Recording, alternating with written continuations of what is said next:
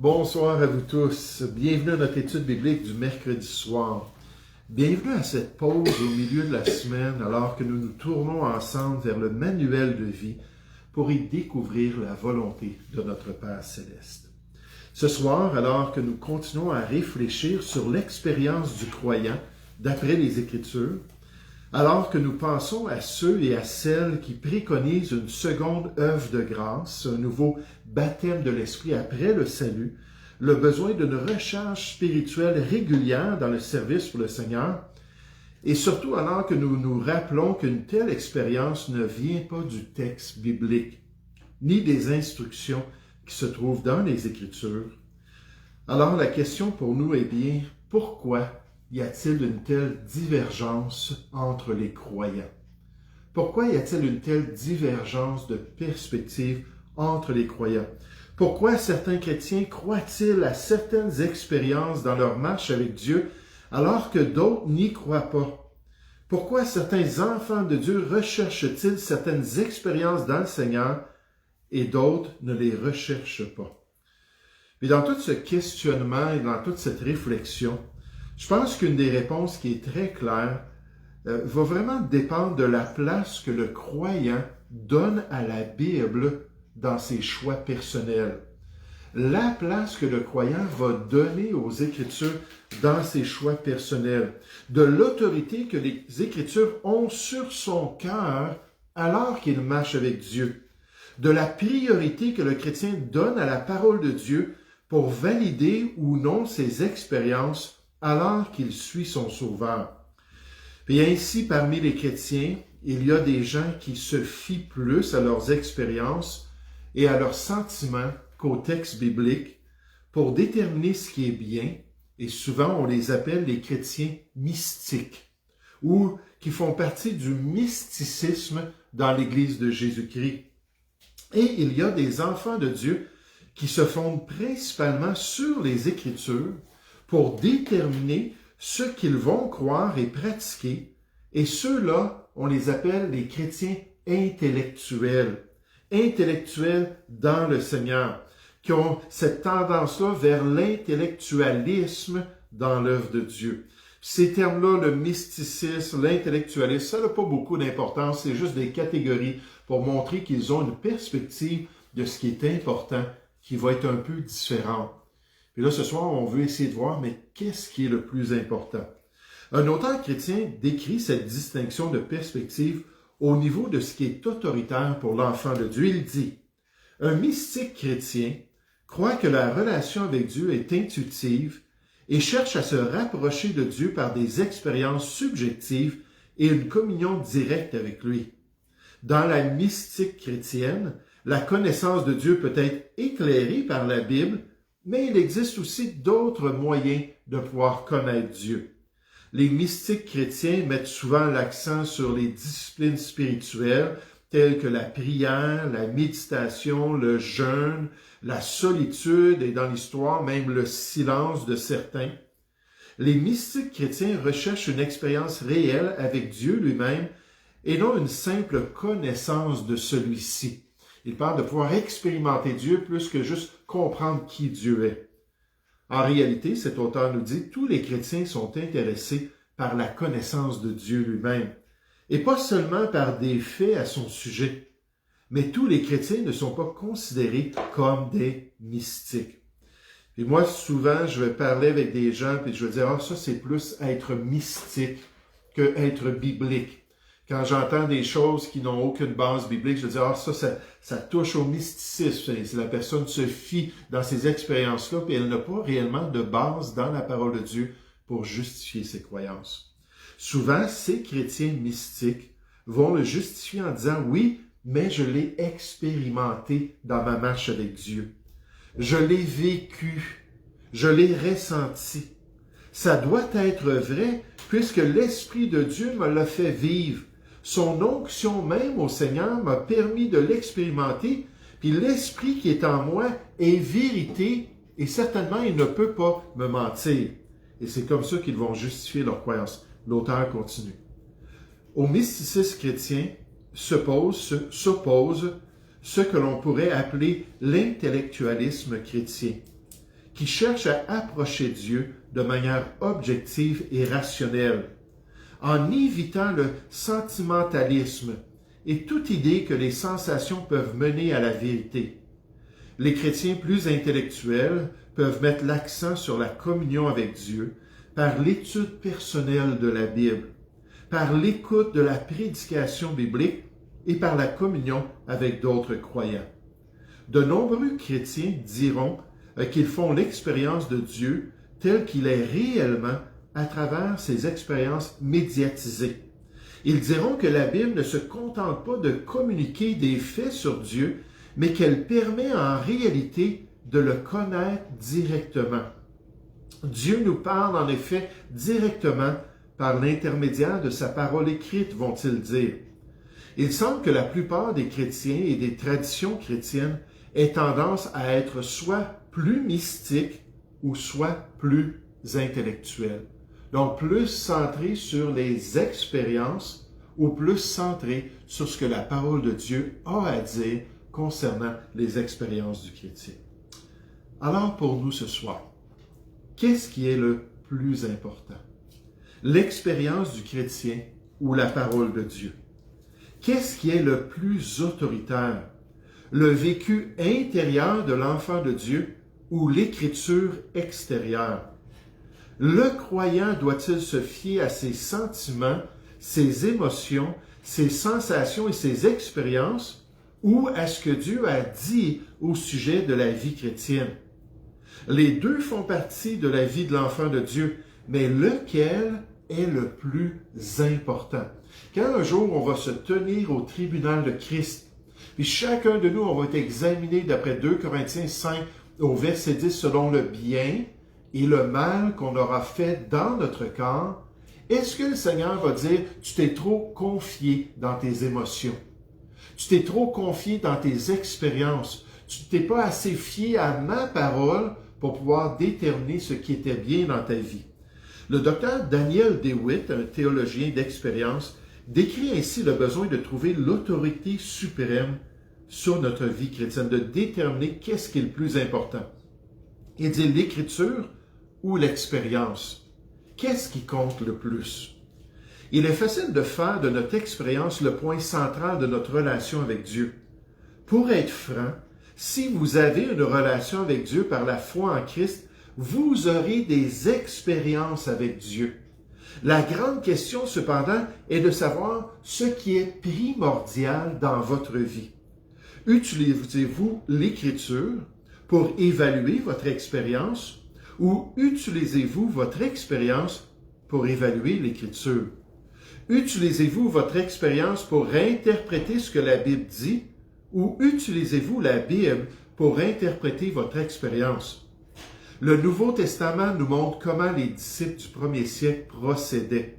Ces disciples utilisaient l'Écriture pour donner un sens à leur expérience. Puis là, je vais dans un instant aller dans des exemples. Juste encore, vous dites, oui, mais là, attends un petit peu, on veut voir si c'est vraiment ça que la Bible dit. Vous avez une base plus solide pour votre vie que vos expériences lorsque vous vous tournez vers la parole de Dieu. C'est un fondement solide pour votre foi et pour votre âme. Le centre de la foi est Jésus, n'en doutez pas. Mais comme les premiers disciples, c'est Jésus selon les Écritures. On va voir ça dans des exemples dans un instant. Le docteur A.W. Tozer, qui est un grand théologien chrétien et qui est aussi connu pour ses écrits et ses enseignements pratiques sur les disciplines chrétiennes et sur les expériences intenses que l'enfant de Dieu peut vivre avec son Dieu, a dit sur lui-même. Il dit, certains de mes amis m'ont qualifié de mystique. Comme je dis, c'est souvent une étiquette qu'on va mettre quand quelqu'un se concentre beaucoup sur ses expériences, puis ça devient la gage de sa foi, ce qu'il a expérimenté. Il dit, avec humour, ils le font, et parfois avec un peu de sévérité. Eh bien, j'aimerais dire ceci, à propos de tout mysticisme que je pourrais supposer avoir. Si un archange du ciel venait et commençait à me dire, à m'enseigner et à me donner des instructions quelconques, je lui demanderais aussitôt le texte biblique, s'il vous plaît. Il dit, où cela est-il écrit dans la Bible? Je veux le savoir. Et j'insisterai sur le fait qu'il faut que ça soit conforme aux Écritures, parce qu'en réalité, je ne croirai jamais aucun enseignement extra-biblique, ni aucun enseignement anti-biblique, ni aucun enseignement sous-scriptural. Il dit tout le temps, peu importe mes expériences, il faut que ça soit en accord avec la parole de Dieu. Démontrant dans son exemple que malgré la recherche intime avec Dieu, d'une expérience profonde dans le Seigneur, le chrétien qui est sincère doit toujours se tourner vers les Écritures pour examiner toutes choses, pour retenir ce qui est bon et pour s'abstenir de toute espèce de mal. 1 Thessaloniciens, chapitre 5, versets 21 et 22. Même dans nos expériences personnelles, il faut être prêt à prendre le gabarit de Dieu, le standard de vérité que le Seigneur nous a donné. Jean 17, 17, Jésus a dit, « Sanctifie-les par ta vérité, ta parole est la vérité. » Il faut toujours se tourner vers la parole pour arriver à des conclusions concernant nos expériences. Mais que penser de cette idée que si le chrétien l'expérimente, s'il le vit intérieurement, que ça vient nécessairement de l'Esprit de Dieu, de l'onction du Seigneur. C'est l'argument. Oui, mais je l'ai vécu. Je suis chrétien, j'ai l'Esprit de Dieu, puis je l'ai expérimenté, mais l'Esprit de Dieu ne pourrait pas me mentir, il ne pourrait pas me tromper. Alors ça vient de lui, et c'est vrai. N'y a-t-il que l'Esprit de Dieu qui peut affecter l'intérieur d'un chrétien? Est-ce que la chair du chrétien pourrait être à l'œuvre dans ses expériences particulière? Je vous donne juste des références. Galates 5, versets 19 à 21. Le diable pourrait-il aussi affecter les sentiments intérieurs de l'enfant de Dieu? Acte 5, versets 1 à 10, Ananias et Saphira. Pourquoi Satan a-t-il rempli ton cœur? Pour que tu mentes contre la vérité de Dieu. Éphésiens 4, 26 et 27, on peut ouvrir la porte au diable et lui donner accès à notre cœur. Pas pour nous posséder, mais pour nous influencer, pour nous tromper. Dieu ne met-il pas en garde les vrais chrétiens dans les Écritures au fait qu'ils ont tout le potentiel pour se tromper eux-mêmes par de faux raisonnements s'ils ne suivent pas minutieusement la parole de Dieu? Jacques 1 au verset 22. On nous dit qu'on va se tromper nous-mêmes. Et pourquoi les épîtres de l'Église chrétienne répètent-elles à plus d'une reprise « Ne vous y trompez pas ». Ne vous y trompez pas. 4 fois, ne vous y trompez pas. Ne vous y trompez pas. Vous pouvez vous mentir, vous séduire vous-même. Puis l'encouragement est là pour qu'on prenne ça en cœur. Maintenant, j'aimerais qu'on puisse considérer quelques textes bibliques, ou en fait, avant de voir cela, j'aimerais qu'on tourne au texte biblique qui est présenté par ces gens-là qui disent « Si je l'ai expérimenté, ça vient de Dieu. » Parce que je suis chrétien, j'ai l'Esprit de Dieu, alors ça vient de l'onction de Dieu. Tournez avec moi dans 1 Jean chapitre 2. 1 Jean chapitre 2. Après ça, je veux juste vous citer des textes bibliques où on parle de chrétiens qui se sont trompés et on les exhorte vers le remède du Seigneur à revenir aux Écritures, à revenir au standard de Dieu. 1 Jean chapitre 2, à partir du verset 18, dans le contexte de faux frères qui essaient d'influencer les églises chrétiennes. 1 Jean 2, 18. Petits enfants, c'est la dernière heure. Et comme vous avez appris qu'un antéchrist vient, puis j'espère que les chrétiens l'apprennent, qu'il y a un antéchrist qui s'en vient, il y a maintenant plusieurs antéchrists. Par là, nous connaissons que c'est la dernière heure, c'est-à-dire l'esprit même de l'antéchrist, cet esprit de rébellion-là, ce mystère de l'iniquité. 2 Thessaloniciens 2, verset 7, je pense. Ça nous parle du mystère de l'iniquité, de la rébellion spirituelle qui agit dans le cœur et qui va se manifester dans sa plénitude avec la venue de l'Antéchrist. C'est déjà dans notre monde. C'était déjà dans notre monde il y a 2000 ans. On nous dit, par là, nous connaissons que c'est la dernière heure. Ils sont sortis du milieu de nous. Gloire à Dieu des églises qui ont fait leur travail. des églises qui ont testé les esprits. 1 Jean 4, verset 1, pour savoir s'ils étaient de Dieu. Et ils ont reconnu ces gens-là comme étant des menteurs. Apocalypse chapitre 2, au verset 3. On a dit, mais ils sont sortis du milieu de nous, mais ils n'étaient pas des nôtres. Car s'ils avaient été des nôtres, ils seraient demeurés avec nous, c'est-à-dire dans la vérité, dans l'Église de Jésus-Christ. Mais cela est arrivé afin qu'il soit manifeste que tous ne sont pas des nôtres. Dans ce contexte-là, il dit pour vous. Vous avez reçu l'onction de la part de celui qui est saint. Et vous avez tous de la connaissance des voies de Dieu nécessairement à cause de son onction.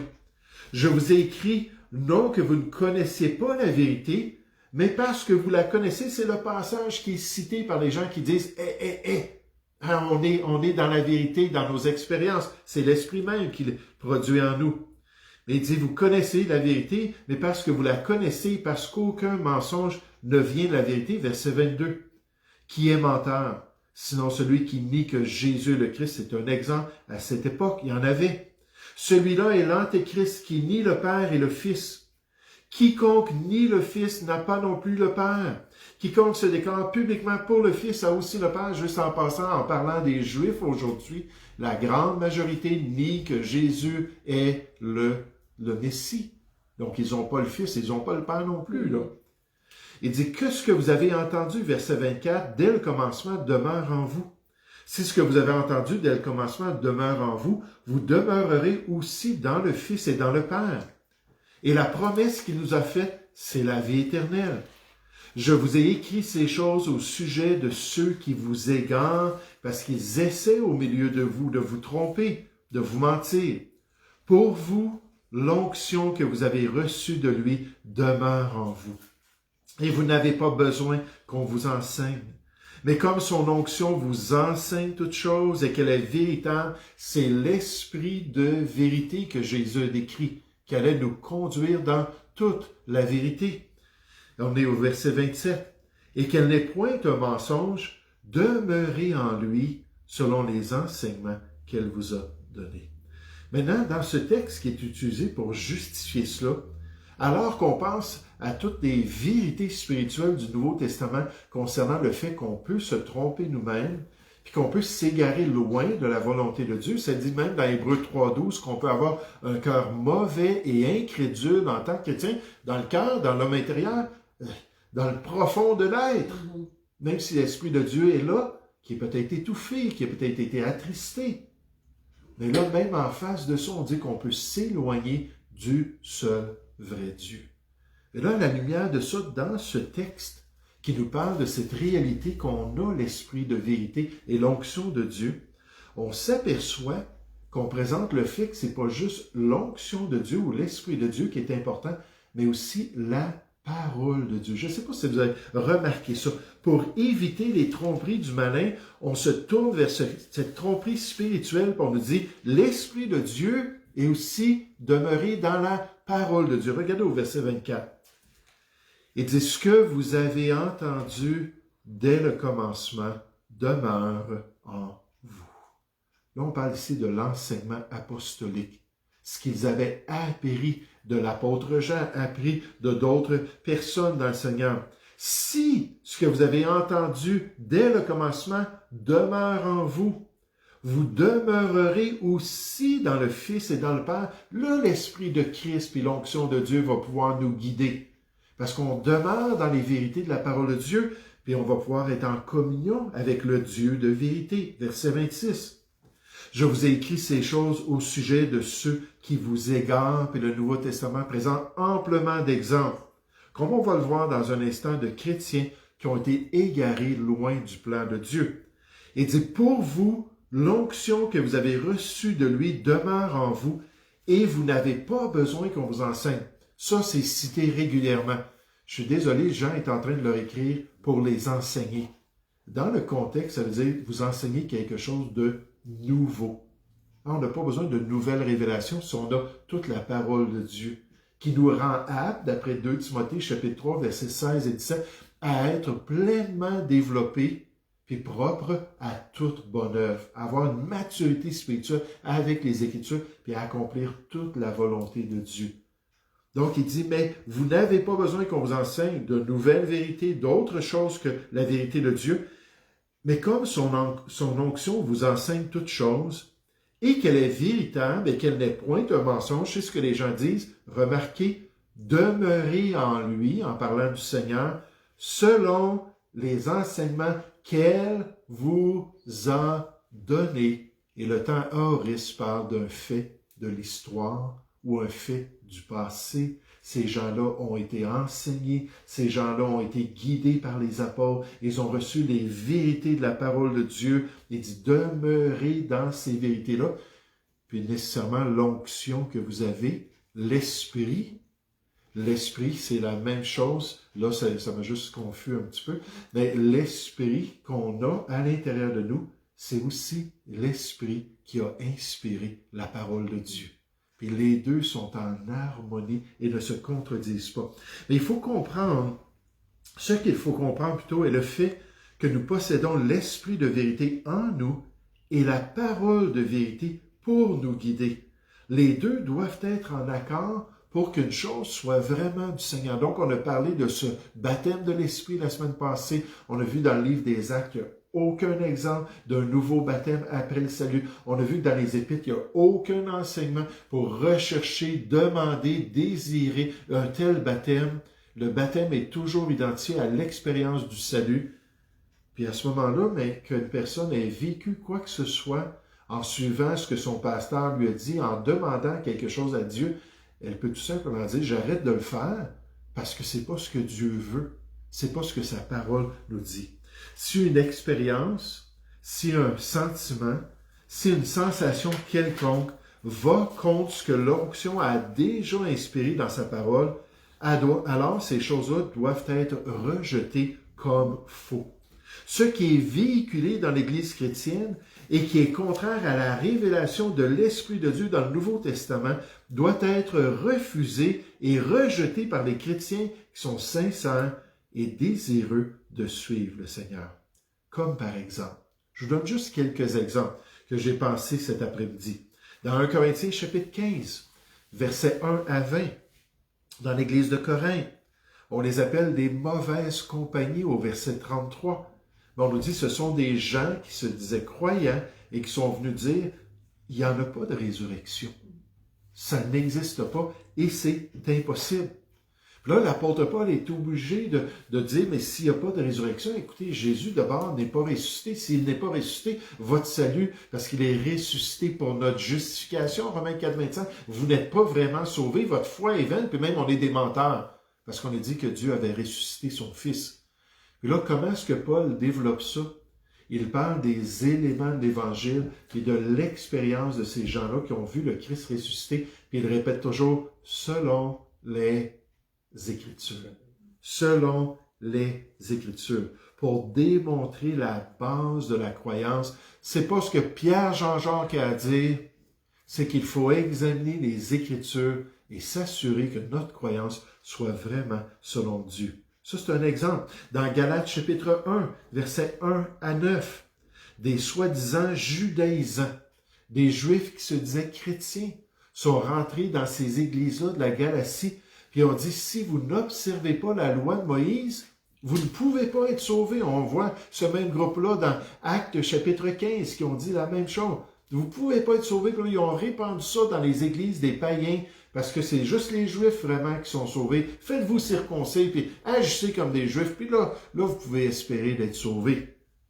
Mais l'apôtre Paul a dit que si quelqu'un venait enseigner un évangile qui s'écartait de celui qui leur avait prêché, de celui qu'ils avaient reçu dans leur vie, en d'autres mots, la vérité apostolique et la parole de Dieu, et dit, même si un ange leur apparaissait du ciel, imaginez l'expérience extraordinaire d'un ange qui vient nous donner une révélation de Fatima, n'est-ce pas, vient nous enseigner quelque chose. Il dit, même avec une telle révélation extraordinaire, s'il ne vous pousse pas à suivre la parole de Dieu, à ce moment-là, qu'il soit anathème, voué au jugement et à la destruction de la part de Dieu. Il dit parce que c'est la parole de Dieu qui est importante et c'est ces instructions-là. Alors qu'il s'élevait parmi les frères comme nous le présente 2 Thessaloniciens, chapitre 2, versets 1 à 5, des gens qui annonçaient que pendant les persécutions des Thessaloniciens, que la tribulation prophétique était déjà commencée, qu'ils étaient rentrés dans le jour du Seigneur. Puis c'est pour cela que vous vivez ces choses-là. Puis là, il s'était basé sur quelque inspiration. Un mystique là, dans l'église là-bas a dit « Ah, j'ai eu cette sensation-là, peut-être c'est un songe, un rêve, puis là, oups, j'ai compris, hey, on est dans la tribulation. » Ou si c'est basé sur quelques paroles qu'ils auraient cru comprendre venant du Seigneur, ou même une lettre qu'ils diraient venir de nous. Au verset 2, ça nous dit ça.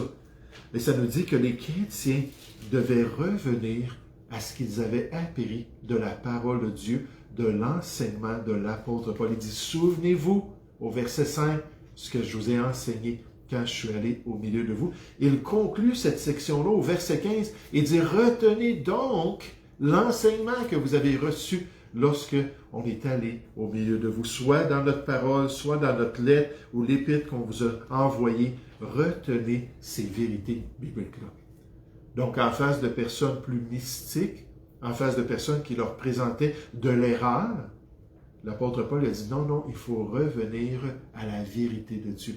Ces chrétiens-là n'auraient pas été troublés, n'auraient pas été consternés en disant, mais voyons, la tribulation a commencé. Paul nous a enseigné qu'on sera enlevé avant la tribulation, on est encore ici. Qu'est-ce qui se passe?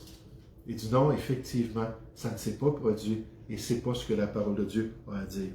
Vous savez, en face de son expérience extraordinaire sur le mont de transfiguration, alors qu'il a vu le Seigneur Jésus transformé dans sa gloire, l'apôtre Pierre affirme dans 2 Pierre, chapitre 1, au verset 19, que même en face d'une telle expérience qui était indéniable, c'est pas juste lui là, qui l'a vécu. On nous dit là, qu'en cours, quand on a des témoins oculaires, des témoins d'un événement, si on en a plusieurs qui ont vu l'événement, oh là, c'est pesant dans la balance pour prouver qu'un acte s'est vraiment produit, surtout si ces témoins-là ont une bonne réputation, qu'il n'y a pas de raison de croire qu'ils ont des conflits d'intérêts ou quoi que ce soit, mais que ce sont des gens qui sont intègres, des gens qui sont bien reconnus pour leur sincérité. Puis là, tu en as quelques-uns qui ont vu ça, mais là, il y a Pierre, il y a Jean, puis il y a Jacques, qui ont vu cette gloire extraordinaire. Puis même ces paroles venant du ciel, celui-ci est mon fils bien-aimé. Écoutez-le. Moïse est là, Élie est là, mais Jésus, il est mon fils bien-aimé. Là, Pierre dit qu'en face de cela, il dit il y a un fondement encore plus solide, il y a un fondement encore plus certain. Il dit c'est la parole de Dieu. Il dit si je compare ça avec ce qu'on a expérimenté, ce qu'on a vécu, qui était vrai, mais il dit quelque chose qui est encore plus autoritaire pour nous, c'est ce que Dieu a révélé dans sa prophétie concernant la venue du Messie, son ministère et ce qu'il allait faire dans les derniers temps. Le Nouveau Testament est clair. Il faut toujours tout tester par l'enseignement biblique pour s'assurer de vivre, s'assurer de pratiquer et de croire ce qui est agréable au Seigneur, parce que après tout, les Écritures nous promettent que la parole de Dieu, elle est vivante et efficace. Plus tranchante qu'une épée quelconque à 2 tranchants, pénétrante jusqu'à séparer âme et esprit, jointure et moelle. Et la parole de Dieu, elle juge les sentiments et les pensées de notre cœur. Hébreux 4, au verset 12. Donc, c'est la sonde spirituelle de Dieu, le miroir spirituel qui va révéler ce qui se passe à l'intérieur, qui va discerner, qui va analyser ce qui se passe à l'intérieur. Si le chrétien se tourne vers les Écritures, puis accepte le verdict des Écritures, je vais vous dire, il y a tellement de mensonges, il y a tellement de tromperies, il y a tellement de pratiques qui disparaîtraient des milieux chrétiens. Parce que là, on dirait, c'est beau d'être mystique, c'est beau de rechercher Dieu, c'est beau de demeurer en lui, puis d'être dans cette communion-là, après tout, pendant l'éternité. La vie éternelle, c'est de le connaître dans cette intimité-là, mais il faut toujours que je me base sur ce que Dieu a révélé dans sa parole. Il faut toujours que je suive les Écritures. Les expériences ou la parole, quel est le plus important? Les deux sont importants, mais la parole de Dieu est le seul vrai gage ou la seule vraie garantie que l'enfant de Dieu va vivre selon la volonté du Seigneur. Oh, il faut la suivre fidèlement. Il faut l'examiner en profondeur. Il faut la laisser nous guider en toutes choses, nous sanctifier dans les voies de Dieu. Il faut lui permettre de nous montrer comment vivre une vie chrétienne qui est agréable à notre Père Céleste. Nous allons prier ensemble. Oui, Père Céleste, Seigneur, je veux te remercier, je veux te louer pour ce privilège que tu nous donnes ce soir de pouvoir nous tourner vers toi. Et Seigneur, de pouvoir considérer effectivement que nous sommes tous bien différents, qu'il y a des chrétiens plus sensibles, Seigneur, il y a des chrétiens qui sont moins intéressés à examiner dans les Écritures ce qui t'est agréable, il y a des chrétiens qui se basent plus sur leurs sensations, sur leurs expériences, sur leurs sentiments. Mais à travers tout cela, Seigneur, on doit s'exhorter à marcher humblement avec toi. On doit s'exhorter à vraiment considérer ta parole comme le livre de vie par excellence pour nous guider dans tes voies. Et lorsqu'on n'est pas capable de justifier une pratique, lorsqu'on n'est pas capable de démontrer une croyance par les Écritures, alors Seigneur, probablement que même si c'est quelque chose de populaire, même si c'est quelque chose d'accepté dans notre dénomination, peut-être dans notre assemblée locale, que peut-être que c'est le temps de considérer cesser cette pratique. Et Père Céleste, c'est pourquoi on n'encourage pas les gens de rechercher le baptême de l'Esprit. Toutes ces personnes qui sont sauvées, nées de nouveau, qui ont été scellés par l'Esprit pour le jour de la rédemption, ils ont tous vécu ce baptême et c'est le seul baptême qu'ils vont vivre. Oui, les disciplines bibliques, Seigneur, les disciplines spirituelles, le fait de se donner entièrement à toi et de rajouter, comme on le voit dans la deuxième épître de Pierre, rajouter à notre foi toutes ces belles vertus et tous ces éléments, Seigneur, qui vont nous rendre vraiment aptes à connaître Jésus-Christ intensément. Mais toutes ces choses-là, Seigneur, ça n'a rien à faire avec le baptême de l'Esprit. Alors, donne-nous du discernement, aide-nous à être des étudiants de ta parole, puis aide-nous à avoir une bonne attitude envers ceux qui ne voient pas les choses de la même manière, et à toujours te glorifier en toutes choses. Guide-nous dans tes voies, nous te prions, au nom du Seigneur Jésus.